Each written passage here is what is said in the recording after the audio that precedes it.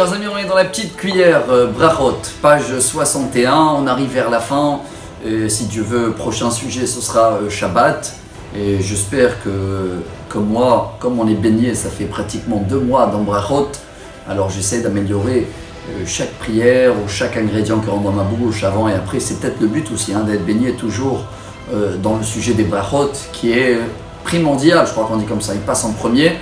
Et si Dieu veut, le prochain sujet, on va améliorer notre Shabbat. On va passer ensemble presque 6 mois sur Shabbat. La page d'aujourd'hui nous apprend que dans notre cœur, on a 2 chambres. Shte hadrei alev. Il y a le côté droit, on va dire qu'il est positif, et il y a le côté gauche que la Gemara dit, c'est là-bas où il y a le Yetzer hara. Et là, il y a cette métaphore extraordinaire. Yetzer hara, domé les zvouv. Le Yetzer hara, il est comparé à une mouche. Pourquoi une mouche ? D'abord, il est toujours en travail. Je ne pense pas que vous avez vu une mouche qui est en train de bronzer, détente avec un petit Coca-Cola. Non, elle travaille tout le temps. Mais si des fois, elle s'attrape quelque part, alors c'est incroyable. Même si tout autour, tout est beau, tout est brillant, il y a du foie gras, elle va s'attraper que sur des excréments. Tout ce qui est mauvais, elle a une attirance vers là-bas. C'est pareil le Yetzer hara, ce qui nous laisse à nous un libre arbitre assez incroyable. La Gemara dit Tzadikim, Yetzer Tov Shoftan, Reshaim Yetzer hara Shoftan. Qui est le leader? Qui est celui-là qui va gouverner ma façon de faire les choses? Est-ce que c'est le bien ou le mal?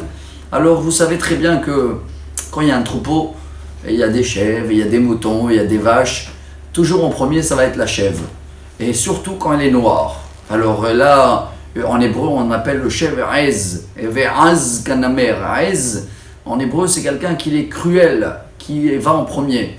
Et quand toute la vie, on n'arrive pas à lutter contre les péchés, et on arrive à un stade où toujours, le premier avis, malheureusement, ça va être de faire du mal. Mais ça ne veut rien enlever de notre libre arbitre.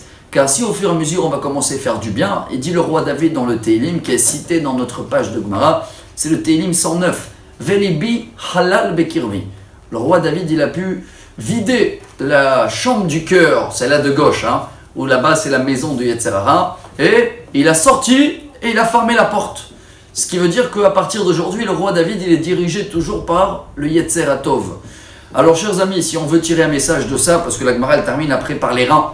Et les reins, en hébreu, klayot, yoratzot, c'est eux qui donnent les conseils. Pour que les conseils vont être bien appliqués, qu'ils arrivent de rein et qui passent au cœur, venez à partir d'aujourd'hui, on essaye de fonctionner toujours dans le côté droit du cœur, dans le côté de Yetzer hatov. Et oui, c'est dans les mains à nous, car chaque moment, on peut choisir, est-ce que je fonce vers le bien ou est-ce que la chèvre noire, c'est elle qui va être le leader? J'espère que grâce à cette petite cuillère, on va toujours pencher vers la droite, que ce sera par les côtés où il faut prendre, mais même dans le cœur qui va être un peu plus pur. Bonne journée, à demain pour la page 62.